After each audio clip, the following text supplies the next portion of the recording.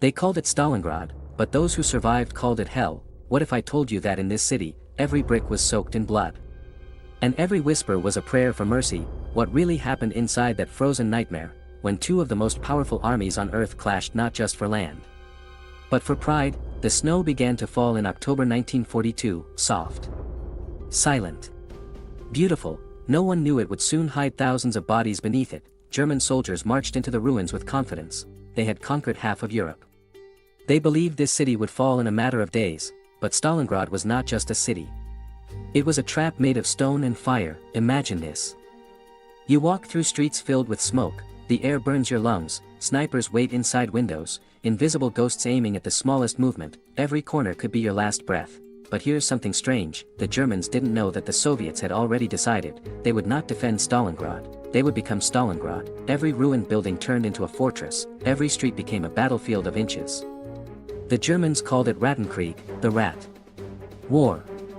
Because that's how they fought, crawling, hiding, biting, surviving in the dark. And yet, both sides were certain they were winning. Hitler was obsessed with taking the city named after his greatest enemy. Stalin was obsessed with keeping it, but neither of them understood the cost of their pride. What happens when pride becomes more powerful than logic? What happens when victory means less than survival? You'll find out soon. For days, the sky never cleared. German bombers reduced entire districts to dust. Civilians dug holes in the ground, living like animals, eating whatever they could find: leather, rats, snow. Children were born in basements and died before they ever saw the sun. And in the middle of it all, the Volga River flowed silently, the only lifeline to the Soviet side. At night, boats crossed it under fire, bringing food, ammunition, and men who knew they would never return. They called it the Road of Life.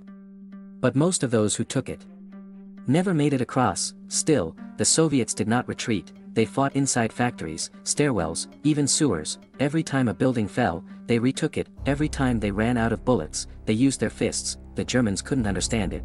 They were trained soldiers, disciplined, mechanical, efficient. But how do you fight an enemy that refuses to die?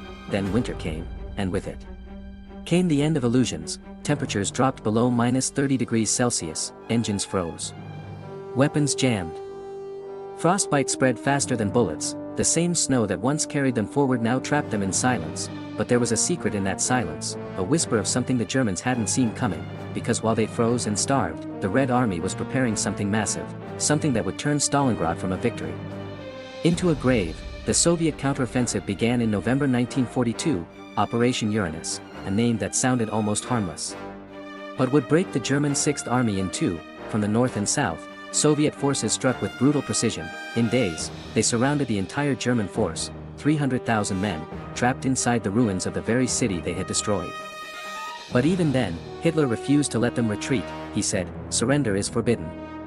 He promised supplies by air, but the planes never came, and when they did, they carried less food than a single company needed to survive one day. The once unstoppable German war machine was starving, freezing, dying, all for a city that had already become a tomb. Here's a truth few people realize: at Stalingrad, more soldiers died of hunger and cold than of bullets. And still, the fighting didn't stop, because now, it wasn't about orders, it was about something darker: the refusal to admit defeat. The city was now a corpse, but no one wanted to be the first to bury it. So here's the question that haunts history: was Stalingrad truly a battle, or was it a sacrifice?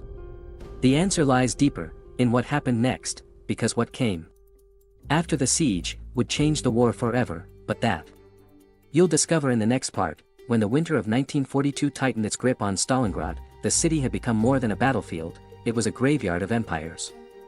Snow mixed with blood, and the wind carried the sound of dying men calling for their mothers. But in that frozen hell, something changed. The Soviet resistance stopped retreating. Ordinary factory workers, barely trained, turned their ruined city into a fortress. Snipers haunted every shadow, every building became a trap, and slowly, the hunters became the hunted. Have you ever wondered what it takes to break an army? Not weapons, not bombs, but hunger. By December, the German 6th Army was surrounded. Hitler ordered them to fight to the last bullet. They obeyed, even as frostbite took their fingers, even as their dead froze where they fell. They still believed victory was near. But here's the hidden truth few mention: the Germans didn't just lose because of the Soviets, they lost because of pride. Hitler refused to let his generals retreat.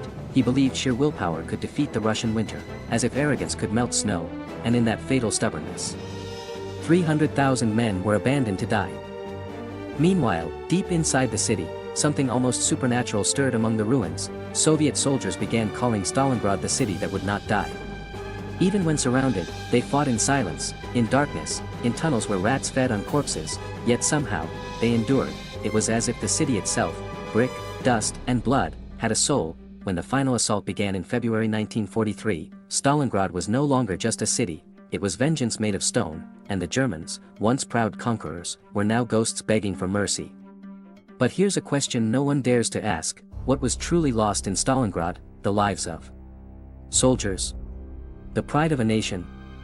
Or perhaps something deeper, humanity itself? Because in that endless winter, men stopped being men, they became beasts, they devoured the dead to stay alive, they burned holy icons for warmth, and they forgot why they were even fighting. When General Paulus finally surrendered, Hitler called him a coward, but maybe he was the only one who remembered what being human meant. The snow stopped falling that day, but the silence that followed was worse than the screams. And here's the haunting thought that lingers: if hell exists on Earth, it doesn't burn, it freezes, and its name is Stalingrad. Think about that again.